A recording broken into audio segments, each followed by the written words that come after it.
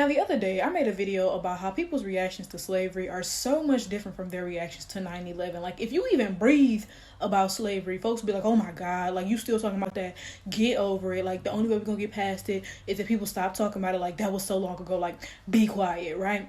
But them be the same ones who be like, oh my God, never forget, we must always keep it in our hearts that on 9/11, 2001, the plane went boom, boom, zoom. Like, we must never let that go. Like, and it just does not really make sense to me, right? I don't inherently have a problem with people honoring those who were lost on 9/11. I believe you should, everyone deserves that. But I just get a little bit confused on why y'all are always upset when we honor anything concerning slavery, but y'all won't be quiet about this though, right? Like every Black History Month, y'all spend the whole month like, well, what history month? Oh, so it's like, it's just a little bit of a discrepancy there, right? So under that 9/11 video that I made, someone told me that people still honor 9/11 because it's so fresh in so many people's hearts. There are people still alive who went through it. There are people alive who lost loved ones during it, And they said, Flower Tower, how does slavery affect you today, right? They was basically telling me to shut my fat ass up about it, right? Okay. I ignored them at the time because it's a long story, y'all, but that's why I'm here right now. I'm here to share it with y'all. I'm gonna tell y'all exactly how slavery affects me today, right?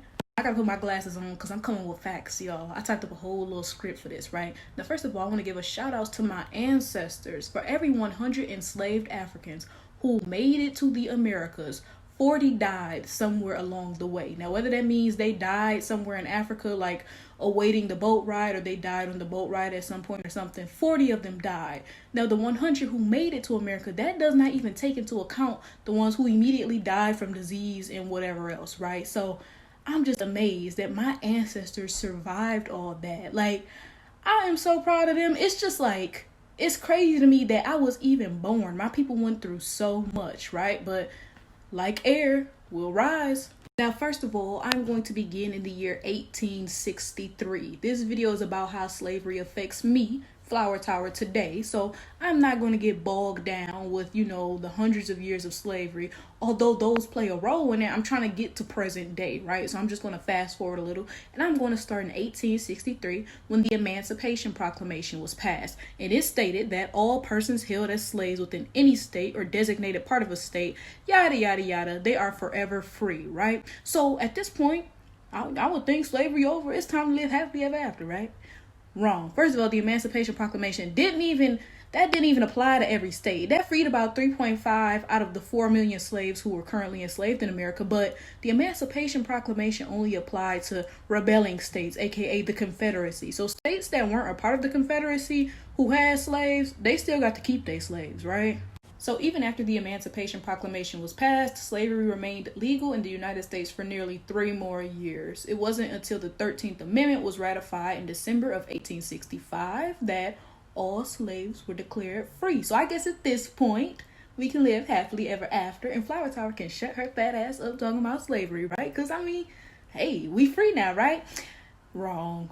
The Black Codes were passed in 1865. A defining feature of the Black Codes was the inclusion of vagrancy laws. Vagrancy is defined as the condition of homelessness without regular employment or income. Now, you should kind of be put off by this because recall that in 1865, slaves were just freed. So logically, they're going to be homeless and without income, right? Because nobody gave them a job or a place to live. And now immediately, people start passing laws criminalizing homelessness. Doesn't that sound a little suspect, right?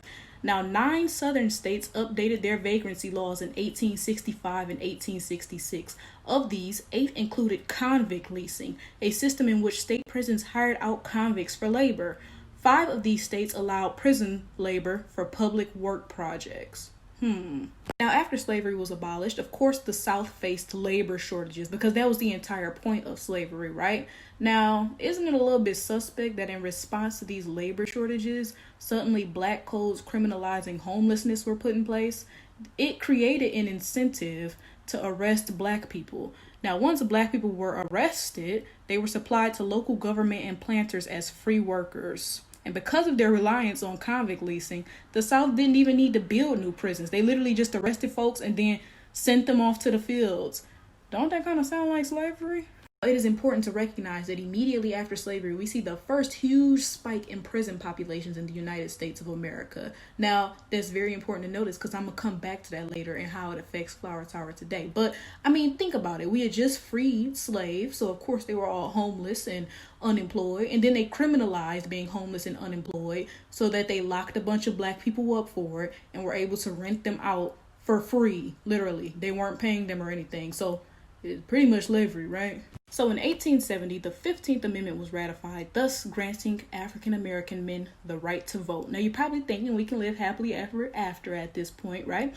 Wrong. Beginning in the 1870s, Jim Crow laws began to be passed. Jim Crow laws were upheld in the 1896 Plessy versus Ferguson case, in which separate but equal was declared to be constitutional. Now, pay attention to this year. It is 1896 that Plessy versus Ferguson declared that separate but equal was constitutional. Flower Tower was born in 1996, exactly 100 years later. Now, you're probably thinking that's a very long time, but that ain't even a lifetime for some folks. But let me just keep going, right? Between 1890 and 1910, 10 of 11 Confederate states passed a bunch of laws to make it as hard as possible for black folks to vote. Due to a combination of poll taxes, literacy tests, grandfather clauses, etc., most black people were unable to vote. Now, interestingly enough, these same poll taxes and literacy tests didn't apply to poor, illiterate white people. In Oklahoma, for instance, there were clauses that stated that if you were related to someone who could vote before 1866, then you could vote. So even if a white person was poor or illiterate, they could vote due to the fact that white people had the right to vote prior to 1866. This didn't do nothing for black folks because we were enslaved prior to 1866. Of course, we couldn't vote then. Nobody in our family could vote then. So you see how it was a bunch of loopholes to make sure that everybody but us could vote, right? In 1900, in Louisiana, only 5,320 black voters were documented, even though they made up the majority of the state's population. By 1910, this number had dropped to 730, less than 0.5% of eligible black men. In North Carolina, black voters were completely eliminated during the period of 1896 through 1904. Since people who can't vote weren't allowed to run for political office or serve in juries, black people were effectively erased from making any political decisions. That resulted in schools for black children being consistently underfunded since black people could not participate in state legislature to make any changes. 1912 was a pretty serious presidential election for African Americans, but it was pretty steep because most of us couldn't vote through no fault of our own, right? Because of our inability to vote, Woodrow Wilson was elected in 1913, and he immediately implemented segregation in federal offices. This is in 1913, right? Now, in Texas, several towns adopted residential segregation laws in the 1910s and 1920s. Now, you know what else happened in 1920? White folks burned down Black Wall Street. It is quoted that white residents grew increasingly resentful about the wealth of the Greenwood community. The Tulsa Race Massacre of 1921 started when police accused a black shoe shiner of assaulting a white woman. That's just a little bit more historical context for you guys there, right? I'm going to skip ahead a couple decades because this video is already too damn long. In 1954, the Plessy versus Ferguson case was overturned in the Brown versus Board of Education ruling when they declared that legally mandated public school segregation was unconstitutional.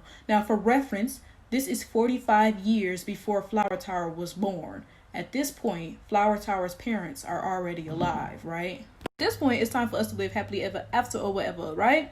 Wrong. In 1955, Rosa Parks refused to give up her seat to a white man on a bus. This sparked the Montgomery bus boycott and the eventual desegregation of privately run buses in the city. In 1963, Martin Luther King was busy staging protests in Birmingham after the Birmingham police unleashed dogs, high-pressure hoses, etc. on protesters. That sounds a little bit familiar, y'all. I don't know why that got me thinking, but whatever. The president told them to cut it out. This prompted Birmingham to open libraries, golf courses, and other city facilities to both races. Now, segregation officially became illegal in 1964 with the passing of the Civil Rights Act, and in 1965 with the passing of the Voting Rights Act. For reference, 1965 is 31 years before Flower Tower was born.